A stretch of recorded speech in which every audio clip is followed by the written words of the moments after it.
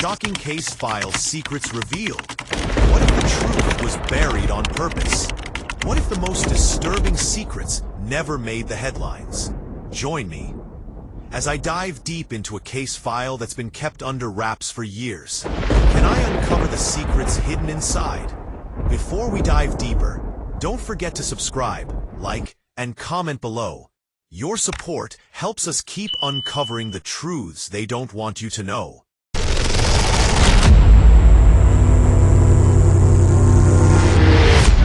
The case that was never meant to be found. They say some case files were never meant to see the light of day. That the truth, when too dangerous, is buried sealed under decades of red tape, burned reports, and silenced voices. But what happens when one of those files, long forgotten, or perhaps deliberately hidden, resurfaces? This is that case. For over 2 decades, it sat dormant. No news coverage. No official record. No closure. Just a whispered name passed around late-night circles of investigators and conspiracy theorists.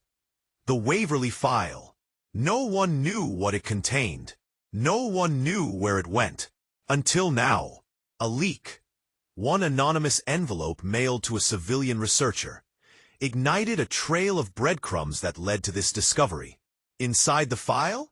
A faded photograph of a missing girl, a blood-stained page with coordinates, and a single chilling sentence typed in red ink. The truth died here. Find it, and you may too. There's no official record of this case. It doesn't exist in any government system. And yet, the deeper we go, the more real it becomes. This story is unlike anything we've covered before. It's not just one crime. It's not even just one victim. It's a web. A silent war, fought in shadows, where justice was buried under layers of secrets, lies, and something far more dangerous, power. In this investigation, we'll dig through every layer, every person connected, every shred of evidence that slipped through the cracks. And when the dust clears, you'll see why this file was never supposed to be opened. But we're opening it anyway. Welcome to the case that was never meant to be solved. Welcome to the beginning of something they tried to erase.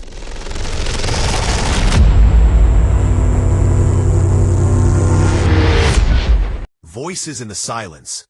What they tried to bury. At 2:13 a.m., a single 911 call was placed from a remote payphone just off Highway 65. The voice was frantic, gasping for breath, muffled by what sounded like duct tape and static. The message was brief. Just 7 words. She's gone. Don't trust them. They're inside. Then silence. That call was logged, then vanished. No police report. No trace in the digital system. The dispatcher on duty that night resigned 2 days later. No official reason. No public statement. And the girl? She wasn't reported missing. Her name never appeared on any poster, database, or news alert. But in the Waverly file, tucked into a pocket behind layers of classified documents, her picture was found.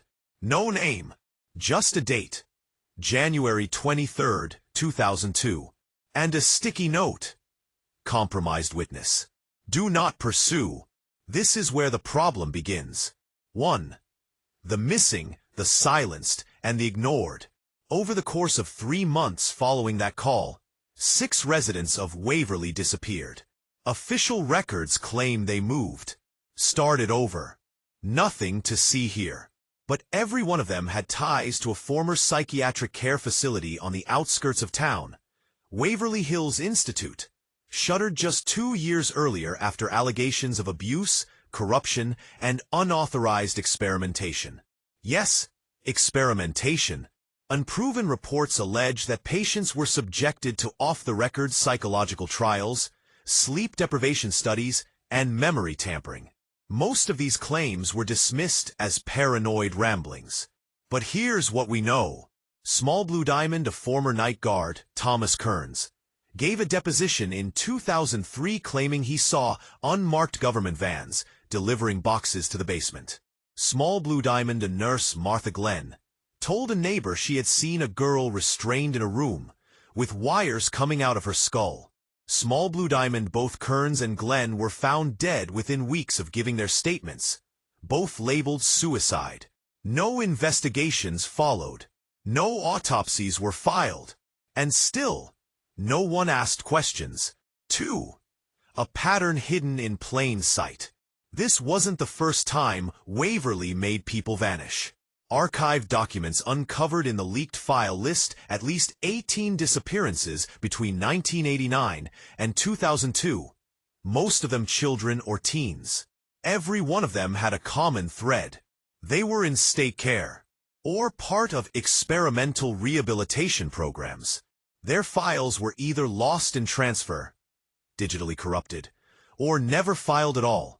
And if that wasn't enough, each time someone came close to reopening the case, they were either dismissed, relocated, or discredited. One journalist, Marcus Lorne, tried to expose it in 2006. He published a column titled, "The Town That Forgets Too Fast." Weeks later, he was found in his garage. Apparent suicide. No note, just a flash drive hidden in the fuse box, containing footage he claimed showed a girl being dragged through the Waverly basement. The file was corrupted, beyond recovery. But here's the kicker. Every source he cited in that column, all dead within 6 months. 3. The Off-Limits Archive and the Redacted Truth. The Waverly file was stored under a classification protocol that technically shouldn't exist. Protocol V77. This tag has only ever appeared on files relating to high-level federal black operations, usually connected to military cover-ups or bioethics violations. Why would a rural town's psychiatric facility be protected under a protocol like that? Because this wasn't just about missing people. It was about what they knew. In one report, heavily redacted, we see mention of a project codenamed Blue Shepherd. The only legible sentence reads, "Subjects exhibiting unpredicted memory displacement require permanent containment or erasure." Erasure. Let that word sink in, because that's what this file shows us. How the truth wasn't just hidden, it was deleted from minds, from paper, and from time itself. 4. Why no one dared speak? The secrecy, the silence, it wasn't by accident. It was enforced. One woman, identified only as R. Morgan, reportedly tried to come forward in 2011. She reached out to a lawyer, shared fragments of what she called the dark beneath the clinic, and promised to deliver documents. She never made it to the meeting. Security footage showed her entering a coffee shop near the courthouse. She never exited. 3 witnesses claimed they saw her escorted out by men in black tactical gear. Their statements were later recanted. Why? Threats. One said his daughter was nearly hit by a van that day. A warning, he called it. R. Morgan was never seen again. 5. Psychological fallout. The victims who remember. Despite all this, a few did remember. A handful of people, now adults, have come forward anonymously to describe flashes of their time at Waverly. One man described recurring dreams of being strapped to a chair while numbers flashed on a screen. Another recalled being told to forget a girl named Lila, a name that doesn't exist in any report. Each of them suffers from memory fragmentation, severe PTSD, and dissociative episodes. Each of them has sought psychological help. Each of them claims they were part of something they were made to forget. The deeper we look, the more insidious this becomes. This isn't just a case about missing persons.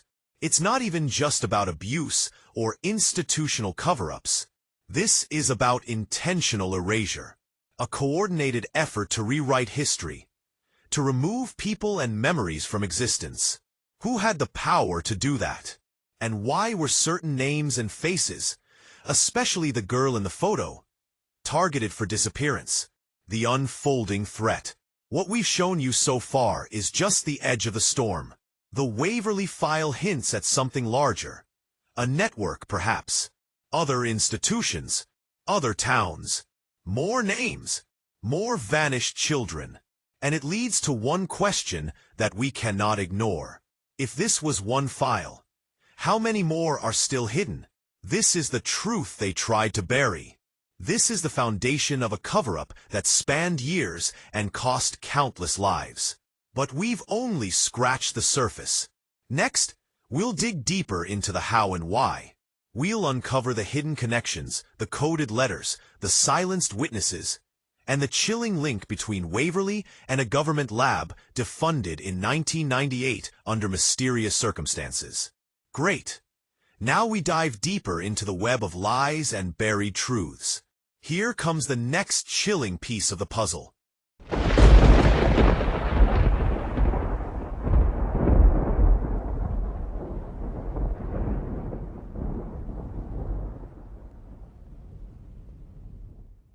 Inside the mind of the cover-up, it all began with one file. But what if that file was only a single thread in a much larger tapestry? Welcome to the exploration, where we dig into connections they never meant for anyone to trace, and where secrets long thought dead come alive. 1. The facility that shouldn't exist. Just 17 miles outside Waverly sits a patch of forest, thick with oaks and silence. Nothing remarkable, until you realize there's a road that doesn't appear on any GPS. A broken fence. A rusted gate marked only with the initials, VHI. We found it. The Waverly Hills Institute. Abandoned. Decayed. But inside, it was waiting.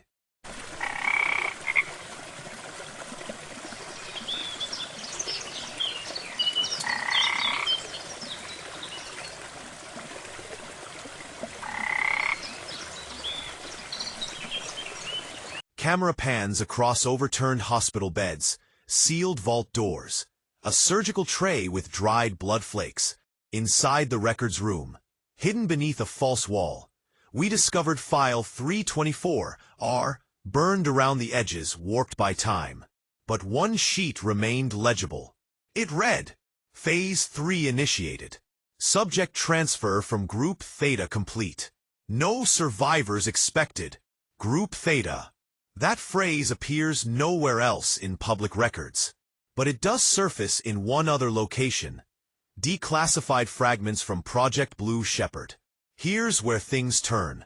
This wasn't just a mental health facility. It was part of something darker. A behavioral modification program allegedly sanctioned in secret, testing memory implantation, trauma-based obedience, and emotional erasure. Yes, mind control. 2. Rewriting reality. The experiments. Whistleblower notes, smuggled out by a nurse only identified as HD. Describe trials involving small blue diamond sensory deprivation tanks. Small blue diamond flash-induced memory flooding. Small blue diamond controlled psychological stress, mimicking combat PTSD. Small blue diamond emotional detachment reprogramming using visual trauma loops. Each session was recorded. Subjects were given false memories, tested for loyalty, and isolated until they no longer trusted their own thoughts. Some resisted. They were labeled volatile. They vanished. Others adapted too well. One entry describes a boy who, after 42 days in isolation, believed he had never existed at all. Imagine being erased, not just from photos, from documents, or from history, but from your own mind. 3. The ciphered journal, a survivor's voice. In a condemned storage locker rented under a false name, we found a locked box. Inside, a journal. Its pages were coded. Symbols, numbers, strange diagrams. It took weeks, but we cracked it. Partially. The author called herself Echo, a former patient of Waverly. She detailed her days in the institute. They gave me a different name each week. Told me my parents never existed. Showed me videos of a girl who looked like me, dying. They said it was to make me strong. She writes about a girl she calls the Bell Girl. always crying, always watching, until one day, she disappeared, and no one ever spoke of her again. The Bell girl knew something. She remembered. They couldn't make her forget. I think she's why they shut it all down. One drawing in the journal shows the Bell girl. Eyes blacked out, mouth stitched. In her hand, a bell shaped like the one we saw in a photo from the original Waverly file. 4. Shadow connections, a hidden network. It wasn't just Waverly. Cross-referencing dates and incident reports, we uncovered 3 more facilities with matching incident types. Small Orange Diamond Red Pine Facility, Michigan, 1993. Small Orange Diamond Fort Inez Wellness Center, Arizona, 1998. Small Orange Diamond St. Alden Experimental Unit, Pennsylvania, 2001. Each reported sudden closures, missing patient logs, confidentiality acts imposed under unknown legal grounds. Staff either disappeared, died suddenly, or resigned under mysterious pressure. And all were linked through an obscure medical organization known as the Alethea Research Group, officially defunct since 1999. But tax filings show the group receiving private grants until 2007. Their motto? Truth is a variable. That's not science. That's indoctrination. We found photos, identical bell-shaped pendants in every location. Could these have been tracking devices? Or triggers? One document hints at a program known as Bell Phase, emotional collapse induction followed by memory rewrite sequencing. The implication? Break the subject, then rebuild them. 5. They're still watching. One of our team members tried contacting a former Waverly technician. He agreed to meet, only under deep cover, at a neutral site. We arrived. He didn't. 3 hours later, we received an email from a burner account with no subject. It contained one sentence: "You're knocking on doors you don't see yet." Attached? A photo of our crew, taken earlier that day, from across the street, from a camera no one noticed. They're still out there, watching, monitoring, and perhaps still operating. Because just last year, in Southern Oregon, a new private facility was registered under the name WHI Development Trust. Waverly Hills Institute, Reborn? 6. The Girl in the Bell. Let's return to her. In the core Waverly file, one image appears over and over. A girl with shoulder-length hair, pale face, holding a bell-shaped pendant. She is referenced but never named. Always described as subject, high resistance, observation only. Phase 4, unresolved. Do not initiate recall. Failure to erase. Anomaly. She was the anomaly. The one they couldn't break. Couldn't erase. Could she be alive? In the decrypted journal, Echo mentions an escape attempt. She says the Bell girl opened the door none of us could see. She walked through and disappeared. No alarms. No pursuit. Just gone. But shortly after that entry, the journal stops. Torn pages. Then silence. The last sentence reads, "If she survived, the memory of all of us lives in her." This isn't just an exposé. It's a search for the truth. A battle between memory and manipulation. Between the human will and those who would rewrite it. We've uncovered whispers of a conspiracy stretching across years, states, maybe even generations. We've seen lives broken, twisted, or erased entirely. And we've followed a trail left by a girl who might still be out there.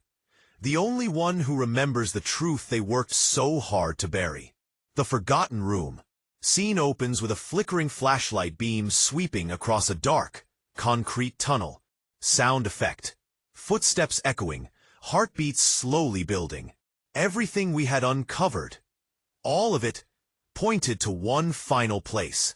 A room no one admitted existed. Not in any blueprint. Not in any report. But Echo's journal kept referring to it, always with the same phrase. The place beneath the pulse. 1. Entering the depths. The coordinates were rough. Echo gave us only fragments. Count from the cracked window, 14 tiles south. Turn where the light never falls. The smell of iron is your map. We returned to the abandoned Waverly facility, our third time, but this time with the journal in hand. We followed her clues and found a dislodged section of floor, beneath an old electroshock chamber. Beneath it, a ladder disappearing into blackness. We reached what felt like a subterranean bunker. Rusted walls, red emergency bulbs long dead, no signs of life. Until we saw it. 2. The room they erased. Room 11G. The door was sealed with 3 locks, all destroyed from the inside. Not outside, inside. This was where the final phase happened. Inside the room, a rusted surgical table, shattered restraints, a two-way mirror, cracked, audio reels scattered across the floor, a wall covered in childlike drawings, and above the mirror, the words scratched in jagged lines. I remember. This room wasn't for healing. It was a weapon testing chamber, designed to shatter identity, then rebuild it under control. But someone, likely the Bell girl, had broken free. 3. The final tape. We found one reel intact. I know who I am. They said I was nothing, but I remember my name. You can erase a name on paper. You cannot erase a soul. There's a pause, then screaming. Equipment crashing. A man shouting, sedate her. Now. Then silence. And one final whisper. You will never forget me now. We were frozen. The air in that room felt charged, like her memory was still alive there. 4. Buried truths, unearthed files. In a hidden cabinet behind the mirror, we uncovered classified files labeled Patient XBG7, Anomaly, Resistant to Induction, Emergency Shutdown Protocol, Initiated due to cascade failure, Psychogenic Memory Contagion. The Bell Effect? Psychogenic Memory Contagion. That's what stopped the project. She remembered too much, and her defiance spread to the others. Patients began recalling things they were never supposed to. An entire wing collapsed psychologically. Staff began experiencing hallucinations and false memories. It wasn't just mind control. It became a viral memory rebellion. She broke the system from inside, and she left us the key. 5. The bell. In the center of the room sat one final item, a small silver bell, tarnished but intact, tied with a red thread. It matched the pendant seen in every photo. We touched it. Sound cue. Bell rings, but distorted, like it echoes in your bones. Suddenly, the lights surged. The camera flickered. Then, the emergency PA system crackled to life. Long dead. And yet now, one message played. Subject status, unknown. Containment compromised. Waverly has failed. We ran. 6. The final message. Back at our safe house, we reviewed all footage, cross-referenced every file, and found one final surprise. Hidden in the audio frequencies of the final tape, there was a signal, encoded data. We decoded it. If you are hearing this, I am not gone. They erased me from paper, but not from the truth.